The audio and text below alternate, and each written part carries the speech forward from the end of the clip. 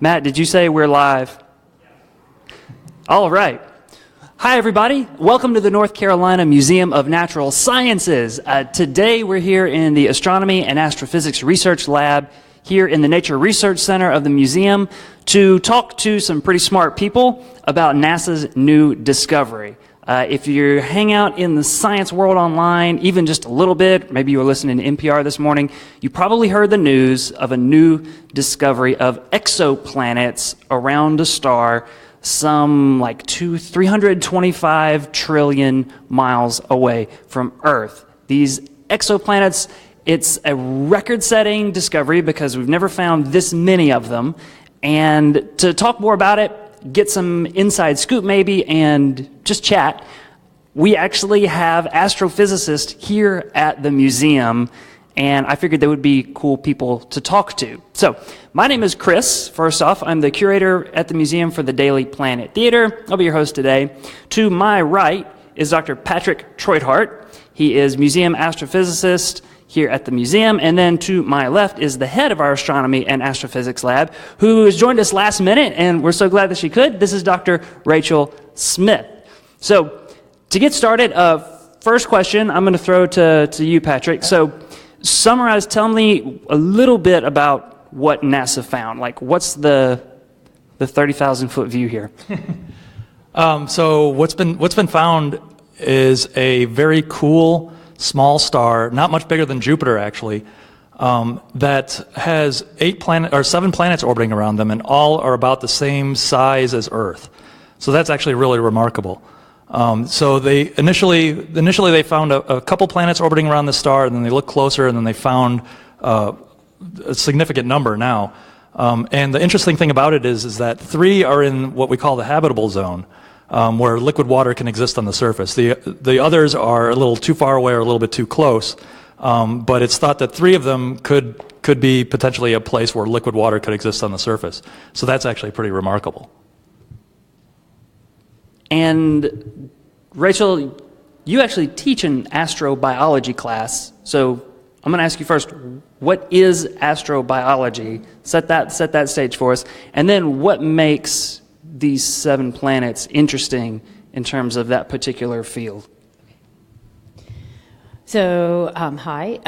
I teach astrobiology, and that is kind of an umbrella term. It involves a lot of different disciplines, and really it's the search for life beyond Earth, but it also involves understanding how planets evolve, how atmospheres evolve, finding exoplanets. It involves also studying extreme microbes that live on Earth and trying to basically understand the extent to which life can survive in extreme and harsh environments. So a lot of disciplines are involved in astrobiology, including astronomy, of course, and why this discovery is interesting is that there are 3 planets, or what I found particularly interesting, and certainly from astrobiology perspective, is that the three of the exoplanets could have liquid water on the surface, and where there's liquid water, we think there could be life. It doesn't mean there is life, but it's definitely where we want to search for life. And all life on Earth needs liquid water, at least at some point in their stage of life. And so this is exciting from that perspective. And I'll also say what was cool that I read about these exoplanets is that if you were standing on one of them, they're so close to each other that you could actually, they say, see geologic features on another one in the sky, so even closer than our moon is. And so it would be a pretty interesting sight if you look up. Yeah, I think I read in the NASA's press release that they put out yesterday about it that all 7 of these planets are closer to their sun than Mercury is in our own solar system, which seems interesting. Like when I think of a habitable zone, I think of Earth being 93 million miles away. Like you got to be a long way away from your sun.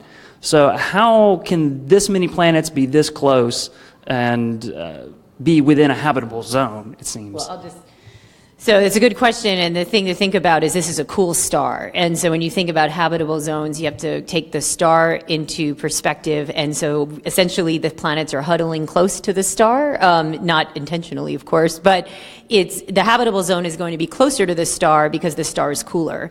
And as a star brightens or around a bigger, more luminous star, the habitable zone will be farther away. And that just has to be, it depends on the distance from the star and the type of star it is. And so these planets, to have liquid water, would have to be pretty close. But it's pretty interesting that they happen to evolve and they are all in that zone. So you'd have a lot of neighbors on neighboring planets, and the idea of, we're learning so much about different kinds of systems that are out there that are different than our solar system. And this is one of them. Great, thanks. So I'm going to bring it back over to this side. So Patrick, you and I were chatting really briefly yesterday, just right after NASA had made this announcement, and it was thrilling, really exciting stuff. Because I know you went through and read through some of the work, so what do we know about these planets today? So like Rachel was saying, we know that they're really close to the host star, and they orbit around really quickly. So the innermost planet, I think, completes one orbit in about a day. Not the furthest out one completes an orbit in about 22 days. They're not really totally sure about that one yet because they haven't actually witnessed a complete orbit of that one. So the furthest out one they have less information about. But they think it's about 22 days for one orbit. So these planets are orbiting around the star very, very quickly. They're also in resonance with each other, which means that basically for every certain number of integer orbits, one of the other planets will orbit around in a different number of integers, and so on. And so they're all kind of linked together in their orbits, so they'll all kind of line up in certain integers and basically be synced up with each other. And so we also know that the planets are tidally locked with their star. So that means much like the moon is tidally locked with the Earth, the same face of the moon is facing the Earth at all times. So you always see that face of the moon, when you look up at the moon at night. And so the planets are all doing the same thing too. So that actually to me sounds really interesting, because if there is liquid water on the surface, and let's say there is life in this liquid water somehow, how crucial is it to have a day-night cycle?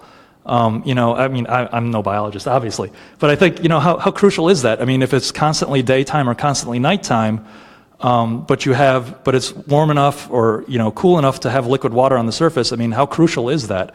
And then, there's also the twilight side where the day-night line is, how potentially, like if Earth-like life evolved on the planet, how would it be different on the day side compared to the night side and then on the twilight side as well? I don't know. It's just interesting to think about how stuff like that, may change how life evolves. Yeah, I think a lot of questions come from a discovery like this, especially since it seems like it's early in the discovery.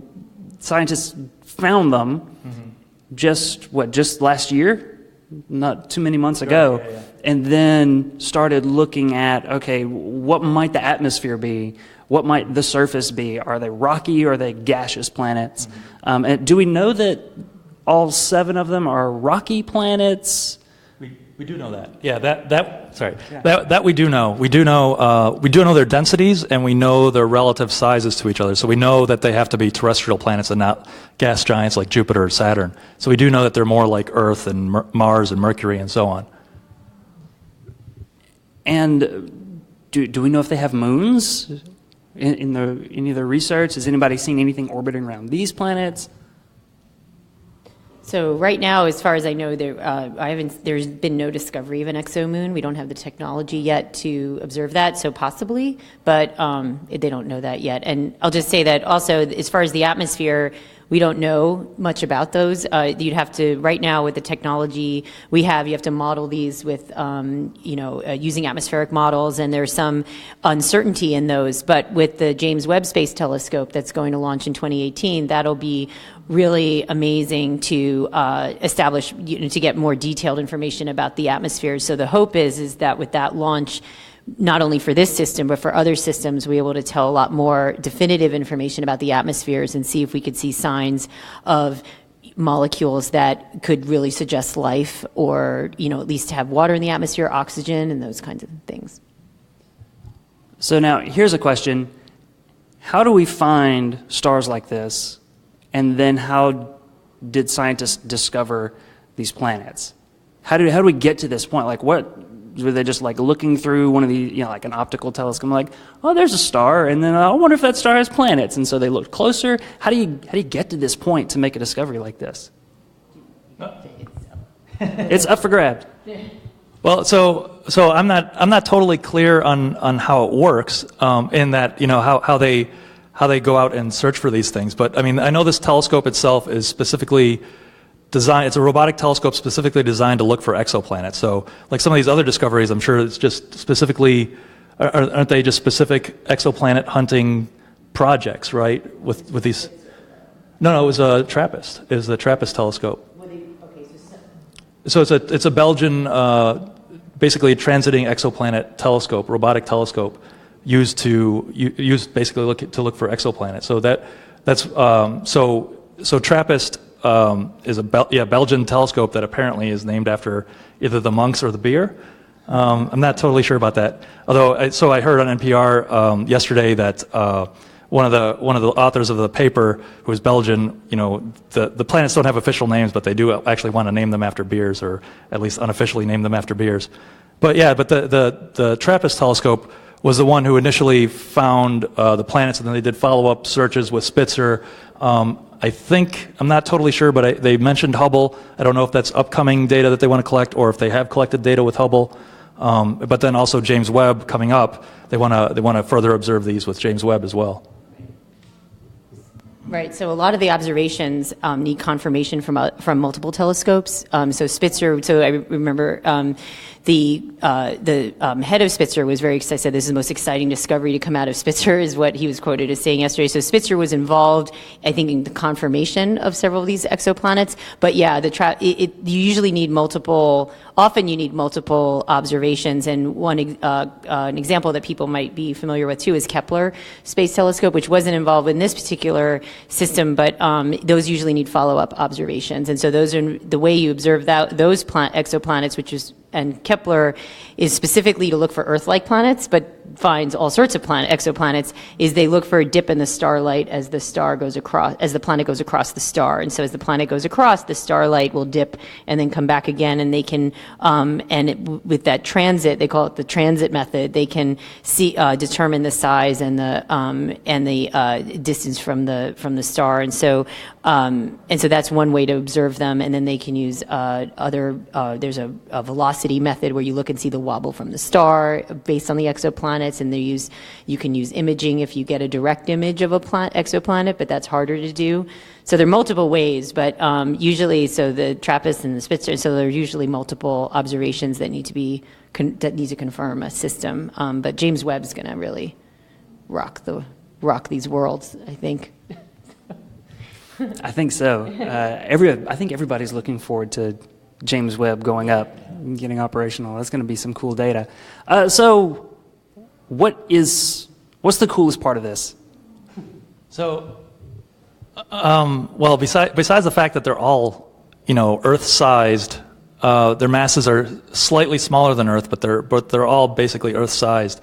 That's pretty amazing. But then also, it's also nearby in our own galaxy. So, I mean, our galaxy is about 100,000 light years across. This system is only 40 light years away. And so, let's just hypothetically say that there is intelligent life on this planet. Potentially we could communicate with them, via, radio or whatever, but it would be basically it'd be a generational conversation. So it would take 40 years for the signal to get there, and if they answer immediately, it would take 40 years for the signal to come back. So in 80 years we would have, every 80 years we could kind of have a very short conversation with an alien civilization, which would be interesting, which would be cool. It'd be like a generational conversation. So every generation would have a question answered by an alien civilization, which would be just really cool. But there's no evidence to suggest life is there yet. But if there is, that'd be cool. A generational conversation with other civilizations every 80 years. That would be You should write a science fiction book on that one. Yeah, right? Do you want me to comment? The coolest thing, I was going to comment on the potential aliens. Okay. Well, yeah, I feel like 40 light years doesn't sound like a long ways away, except I always recall, the thing to remember is that we can't get anywhere with our modern rocketry. And so going to these exoplanets, which would be awesome, is impossible, really, right now, essentially. And maybe in the future we'll figure something out to circumvent the challenges of space. But as far as the alien, I mean, the idea for search for extraterrestrial intelligence is that if there is an advanced civilization out there, it would statistically be much more advanced than us, way more advanced than us. And one wonders where are they if they're there, if they're that close, 40 light years, and if interstellar travel is possible, or if signals are possible, then how come we don't have any evidence and we've got Earth-like planets all around us, really?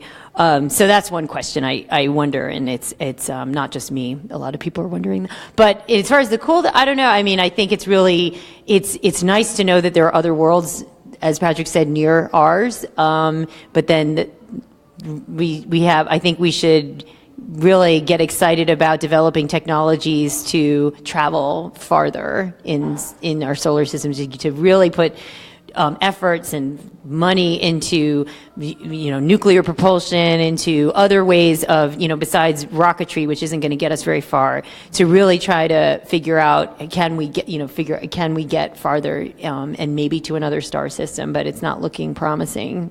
So that makes me excited to go, and then thinking, how are we ever going to get there? Yeah, I don't think we're going to get there in our lifetimes, unfortunately. Not by 5 o'clock today, yeah. No. But it's incredible that we do have the technology, that we've developed the techniques in, I would say, a relatively short period of time to be able to find things like this, right? I mean, science has brought us to this point where we can see only 40 light years away. There are Earth-sized bodies with the right mass and density, and with just a little more looking, we can figure out what their atmospheres are made out of, if there's liquid water on those planets, and that could change a lot of things. That could change the way we think about ourselves in the universe, right? Yeah.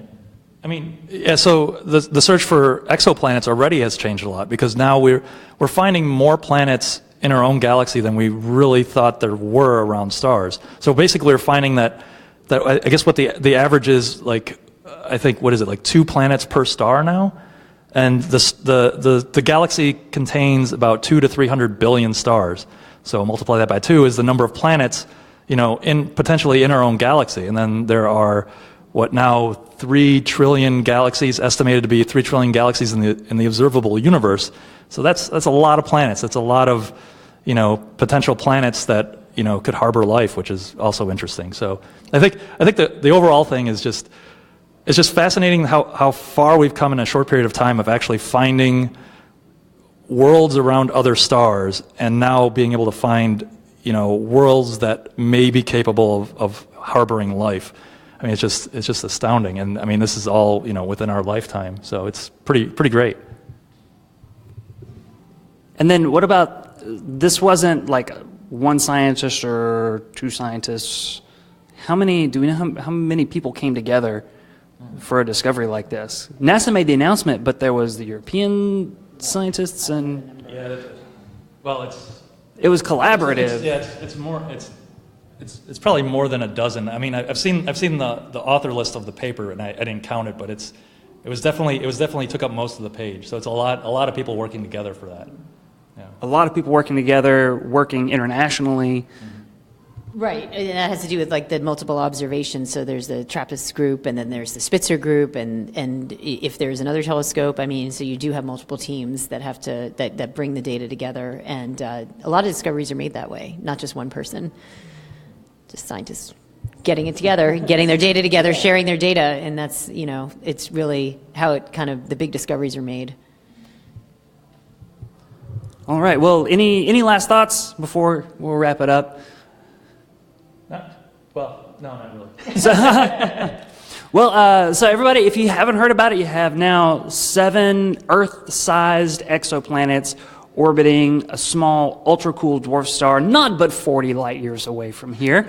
Check out NASA for more information. You can find the press release, lots of great images, educational materials that they've put together to sort of show these Earth-sized planets compared to our own solar system. There's a lot of really interesting stuff to learn about and take a look at. This is an exciting discovery.